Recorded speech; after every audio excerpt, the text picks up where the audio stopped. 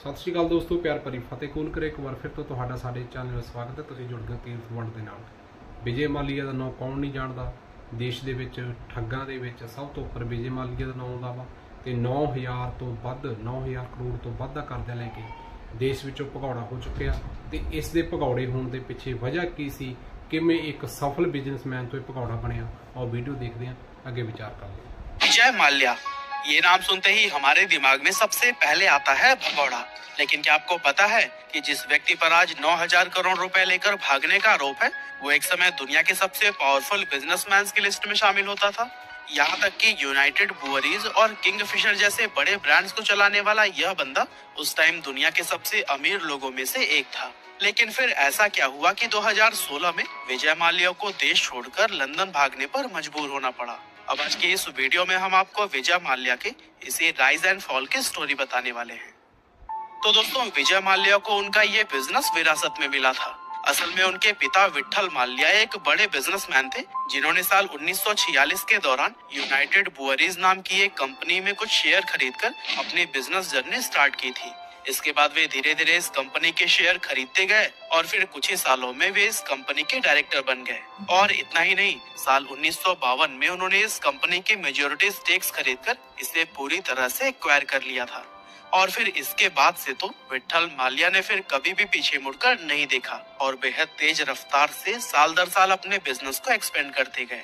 1970 आते आते उन्होंने डिस्टिलेशन, पॉलीमर, बैटरी और फूड्स जैसी कई बड़ी इंडस्ट्री को अपने बिजनेस में शामिल कर लिया, जिस वजह से उनकी कंपनी की नेटवर्थ 300 करोड़ रुपए के आसपास पहुंच गई थी।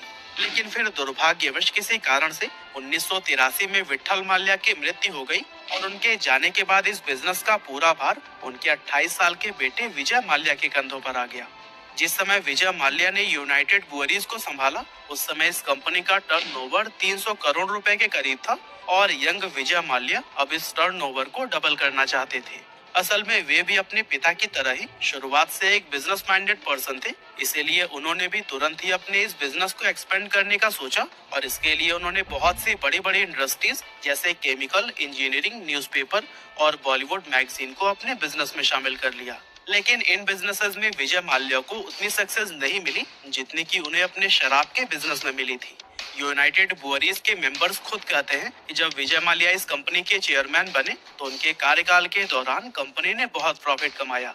यहाँ तक कि ये कंपनी दुनिया की सेकंड लार्जेस्ट लीकर प्रोड्यूसर बन गई थी।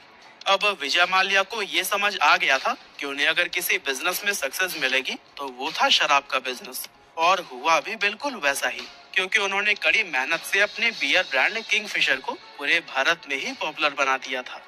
यहाँ तक कि अपने ब्रांड को प्रमोट करने के लिए उन्होंने आईपीएल में अपनी खुद की एक टीम रॉयल चैलेंजर्स बैंगलोर भी खरीदी। साथ ही उन्होंने भारत के दूर दराज क्षेत्रों तक पहुँचने के लिए किंगफिशर का कैलेंडर भी निकाला, जिसके चलते इनके बियर ब्रांड को भारत में काफी पॉपुलैरिटी हासिल हो गई। विजय माल्या की इसी सक्सेस को देखते हुए साउथर्न कैलिफोर्निया यूनिवर्सिटी ने उन्हें honorary director of philosophy in business administration से सम्मानित किया और इसके साथ ही उन्हें फ्रांस के हाईएस्ट सिविलियन अवार्ड से भी नवाजा गया था। अभी तक विजय माल्या का बिजनेस आसमान की ऊंचाइयों को छू रहा था, लेकिन फिर साल 2005 में कुछ ऐसा हुआ जिससे कि इनकी बिजनेस लाइफ हमेशा के लिए बदल गई। असल में हुआ कुछ यूं कि 2005 में विजय माल्या ने अपनी बिजनेस को और भी ज्यादा डाइवर्सिफाई करने के लिए अपने बेटे के जन्मदिन पर किंगफिशर एयरलाइन की शुरुआत कर दी और बस यहीं से उनका डाउनफॉल शुरू हो गया। असल में दोस्तों, एयरलाइन एक कैपिटल इंटेंसिव बिजनेस है जहां पैसों को पानी की तरह बहाना पड़ता है और विजय माल्या तो अपने कस्टमर को हवा में ही 5 स्टार होटल वाला लग्जरी एक्सपीरियंस देना चाहते थे, जिसके लिए उन्हें बैंकों से बहुत बड़े बड़े लोन लेने पड़े। विजय माल्या ने अपनी एयरलाइन में पैसेंजर्स को गर्म खाना, लाइव एंटरटेनमेंट और महंगी शराब जैसी कई लग्जरी फैसिलिटीज प्रोवाइड करवाई और लोगों को उनकी ये लग्जरी सर्विसेज पसंद भी आने लगी, जिसके चलते भारत के 25% से ज्यादा लोग डोमेस्टिक ट्रेवल के लिए किंगफिशर एयरलाइन से ही ट्रेवल करने लगे और उस टाइम किंगफिशर एयरलाइन भारत की दूसरी सबसे बड़ी एयरलाइन बन गई। और यही वो साल था जब विजय माल्या फोर्ब्स के रिचेस्ट पर्सन की लिस्ट में 40वें नंबर पर रहे। हालांकि किंगफिशर एयरलाइन अभी प्रॉफिट में नहीं थी, लेकिन इसके बावजूद भी विजय माल्या अपने इस बिजनेस को विदेशों में भी फैलाना चाहते थे। अब चूंकि रूल्स के अकॉर्डिंग इंटरनेशनल ऑपरेशंस के लिए डोमेस्टिक एयरलाइन में 5 साल का एक्सपीरियंस होना जरूरी था, लेकिन अभी किंगफिशर को शुरू हुए तो सिर्फ 2 साल हुए थे। ऐसे में विजय माल्या ने इस प्रॉब्लम का सलूशन निकालते हुए 2007 में 4 साल पुरानी डेक्कन एयरलाइन को खरीद लिया, जो कि ऑलमोस्ट शट डाउन होने वाली थी। विजय माल्या ने एयर डेक्कन का नाम चेंज करके किंगफिशर रेड रख दिया। हालांकि शुरुआत में इसका टिकट प्राइस काफी कम रखा गया, लेकिन इस फ्लाइट में भी विजय माल्या ने पैसेंजर्स को किंगफिशर जैसी लग्जरी सर्विसेज प्रोवाइड करवाई, जिसकी वजह से अब लोग किंगफिशर की बजाय एयर डेक्कन से ट्रेवल करने लगे और लोगों को कम पैसों में ये सभी लग्जरी सुविधाएं लेने की आदत लग गई। अब ऐसे में जब एयर डेक्कन का टिकट प्राइस बढ़ाया गया तो फिर अचानक से इसके कस्टमर्स कम होने शुरू हो गए और फिर कुछ ही सालों में किंगफिशर और किंगफिशर रेड दोनों ही एयरलाइंस इंडिया के अंदर पूरी तरह से फेल हो गई। अब किंगफिशर इंडिया में तो ऑलमोस्ट बंद होने के कगार पर पहुंच गई थी, लेकिन विजय माल्या को अभी भी उम्मीद थी कि उनका इंटरनेशनल ऑपरेशन सक्सेसफुल रहेगा। लेकिन हुआ इसके बिल्कुल विपरीत। दरअसल जिस समय विजय माल्या ने अपना इंटरनेशनल ऑपरेशन शुरू किया, दुर्भाग्य से उसी टाइम रिसेशन आ गया और पूरी दुनिया में क्रूड ऑयल के प्राइस बढ़ गए और अब रिसेशन की वजह से उन्हें इंटरनेशनल मार्केट में भी काफी ज्यादा लॉसेस का सामना करना पड़ा। अब विजय माल्या ने अपनी एयरलाइन में कस्टमर सेटिस्फेक्शन का जो वादा किया था, उसे पूरा करने के लिए कंपनी को लगातार बैंकों से लोन लेने पड़ रहे थे और इसी के चलते सिर्फ कुछ ही सालों के अंदर किंगफिशर कंपनी पूरी तरीके से कर्जे में डूब गई। विजय माल्या ने अपनी इस कंपनी को डूबने से बचाने के लिए काफी कोशिश की, यहाँ तक कि रिपोर्ट्स के अकॉर्डिंग उन्हें एक इंटरनेशनल इन्वेस्टर भी मिल गया था, लेकिन उस समय भारत में फॉरेन डायरेक्ट इन्वेस्टमेंट यानी कि FDI लीगल नहीं थी। विजय माल्या ने सरकार से भी रिक्वेस्ट की कि वे FDI को लीगल कर दे, लेकिन सरकार ने उनकी एक भी ना सुनी। वहीं दूसरी तरफ किंगफिशर एयरलाइन के एम्प्लॉइज को 7 महीने से सैलरी नहीं मिली थी, जिसकी वजह से वे लोग हड़ताल पर बैठ गए और इसका रिजल्ट ये हुआ कि अक्टूबर 2012 में Kingfisher airline completely shut down हो गई। अब तक विजय माल्या पर करीबन 9,000 करोड़ रुपए का कर्जा हो चुका था और अब बैंकों को भी ये लगने लगा था कि उनके ये लोन के पैसे वापस नहीं मिल पाएंगे। इसीलिए बैंकों ने विजय माल्या के साथ कई सारे मीटिंग्स भी फिक्स की, लेकिन इन मीटिंग्स से कुछ खास बात नहीं बन पाई और फिर आखिर में विजय माल्या 2016 में कई सारे बैंकों को दिवालिया बनाकर खुद लंदन भाग गए।